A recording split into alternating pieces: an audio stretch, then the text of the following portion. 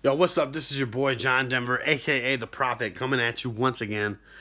Today we're going to talk about something that is a little different from what I usually talk about. We're going to talk about beliefs and how they have a big impact on our life and on our decision making process. Obviously, you know what a belief is, but do you really? Do we really take the time to think about what a belief is? Do we really understand what's going on inside of our heads? This is the deal. A belief is a thought that we hold, consciously or unconsciously. Sometimes we take it on verbally, non-verbally, and sometimes we hold it in our body. They're really crucial to our decision-making process and the decisions that we make about who we are. Understand that. So if I believe that I am somebody with an anger problem, I'm probably going to continue to have an anger problem. You see, and there's going to be a lot of people that are going to debate this, to dispute this. They're going to say, well, in Alcoholics Anonymous, you have to admit that you're an addict, and that's how you continue to stay away from the drugs. And to some degree, I agree with that, and I think that it's important to acknowledge that you are an addict. But I think that if you continue going on saying that you're an addict, well, then you're going to be addicted.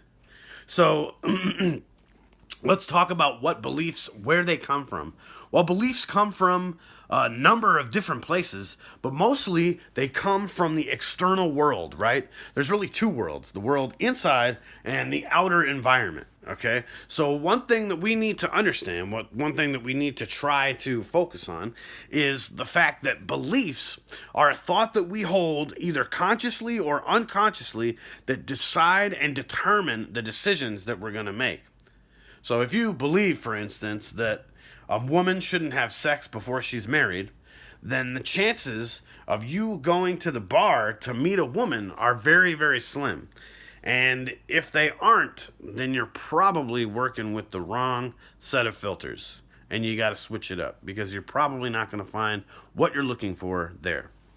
So one thing that we really want to stress is that humans are meaning makers, okay? We make meaning out of everything, out of every experience that we have in our lives. So when we step outside into the external environment, we see things, we touch things, we smell things, we hear things, and we make meaning out of all of it, even if you do it unconsciously, which means that it's not really something that you think about. You do it and it doesn't really click inside of you, you see? Because if we did that, you would probably go insane. So your brain has to be able to determine what's important and what's really not that relevant and to store it. If you could see inside of your subconscious mind and unlock the potential that you have in there, well, I guarantee you'd be able to use more than 10% of your brain.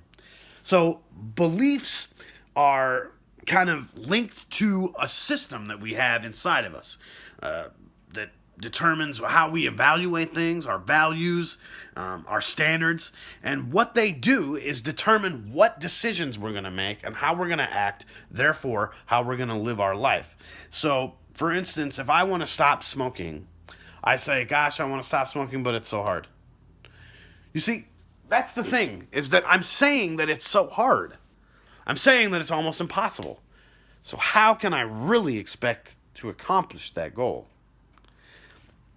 Now, if I say that I'm somebody who is not a smoker, I don't identify as somebody who would be around that at all, well, then you're going to find that it's going to be a lot easier to consider smoking, to consider quitting smoking.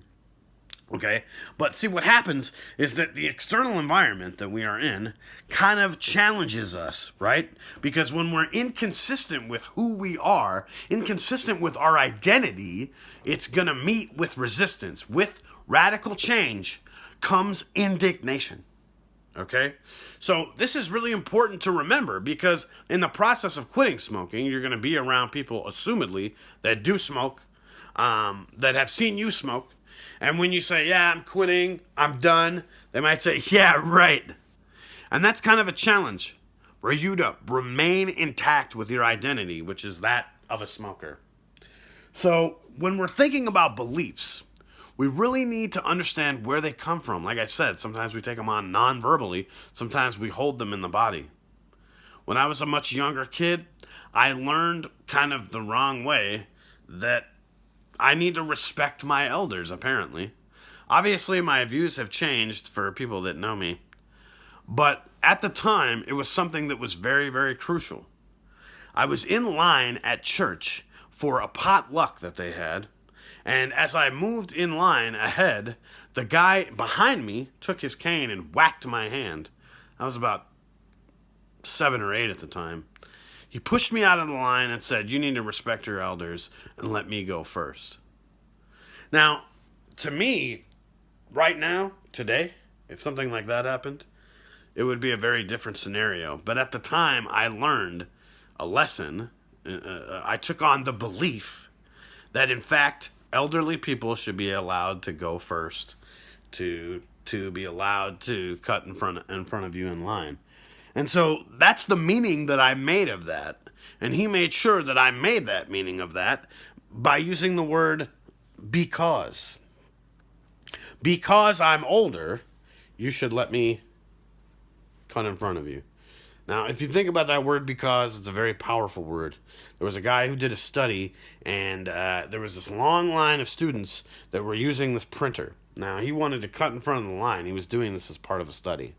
And he said to the kids, "Oh, I need to cut in line. I need to make some copies." Now, almost 98% of the kids said no. Now, because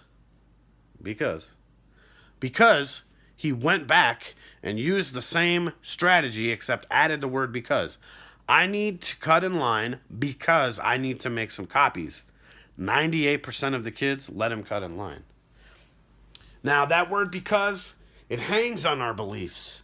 It makes us feel like we don't have a choice. Now, that's a very weird thing. Because if you start to think about it, you'll see that your beliefs can be changed. And that can help you in being consistent with changing behavior that you might deem not so great. Maybe overeating, maybe smoking, maybe not exercising. You are somebody who exercises. You are somebody who doesn't overeat. And you are somebody who does not want to continue smoking. Because you think that you do, you are. You see, it all stems from a thought. That's where it all happens. That's why we're called creators. Because we create things with our thoughts. But watch your thoughts, they become words. Your words become actions. Your actions, they form the chain of your character. Yo, this is your boy John Denver, a.k.a. The Prophet, coming at you once again. Check out that johndenver4.bandcamp.com, johndenver4 at soundcloud.com, johndenver4, hashtag johndenver4 on Twitter. Check me out at Micah_Wharton on Twitter. You can check me out at Micah, a.k.a. The Prophet.wordpress.com. Check all the sites. Check them out. Like them, subscribe, leave comments. Even if they're negative, I want to know. So please, let's get it cracking. This is your boy Micah, a.k.a. The Prophet, a.k.a. John Denver, coming at you live once again. Peace. Because you know we about to get it cracking. Hey.